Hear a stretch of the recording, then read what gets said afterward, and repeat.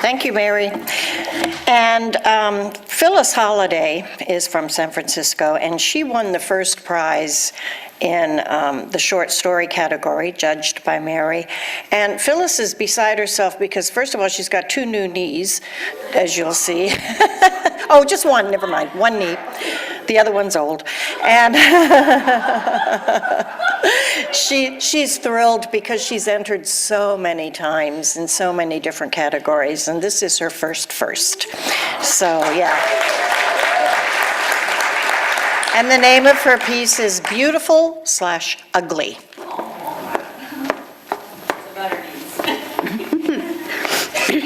Beautiful, ugly. Alvina stood behind her desk, wondering if actors' stage fright was like this moment.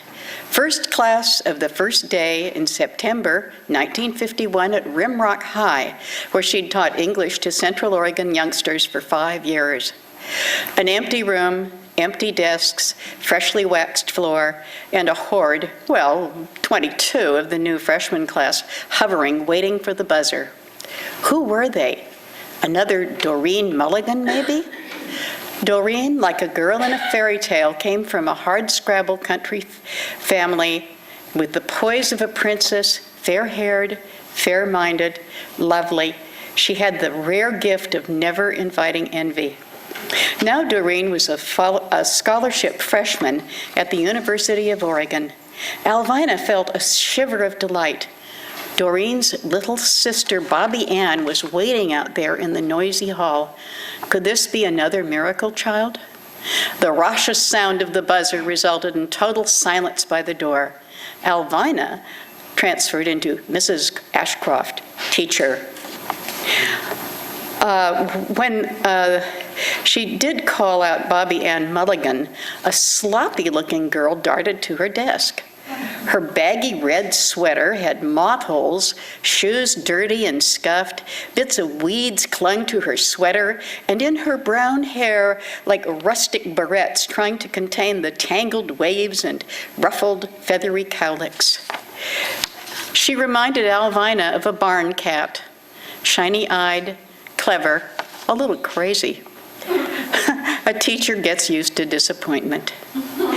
A few weeks later, all the teachers knew about Bobby Ann. She was untamed, quick to jump up with the correct answer, ferocious and waving her hand and wanting to read out loud, always a dramatic display, learned, Alvina guessed, by listening to The Shadow and other radio dramas. Everything hits the fan when Bobby Ann presents her How I Spent My Summer Vacation. How I Talked a Big Mean Wild Sow Out of Killing Me by Bobby Ann Gertrude Mulligan. This is an adventure I had on my summer vacation. I know we're not supposed to trespass, and for some people, I know it's a sin, but sometimes I do, alone. I wandered into a field like Wordsworth did to see daffodils, but these were pretty blue bachelor buttons. This was near Arrowhead Butte. I had to climb through rusty barbed wire. That is our word for barbed wire. I used to think it was named for me. Alas, a very big, mean pink sow ran out of the bushes at me. I would describe her as a 1-ton sow. I could see she was nursing piglets. Her tits were big and swelled up. "Whoa, pig," I said. She stopped and asked me, "How did you learn to speak pig?" We Mulligans know how to speak many lingos: pig, coyote, jackrabbit, chipmunk, blue jay, and meadowlark. "Well, I'll be darned," she said, in pig. If you let me go, I will not come again. I do not mean to hurt your children." Pigs can't frown, but she almost did. She was very hairy and dusty. Pigs are not dirty by nature. They roll in dust or mud to get cool. Pigs have got a bad name they do not deserve. She said, "Okay." Sometimes I pass by her field. I call out hello to her. She answers. Her 6 little piglets are getting bigger. We are friends. The end.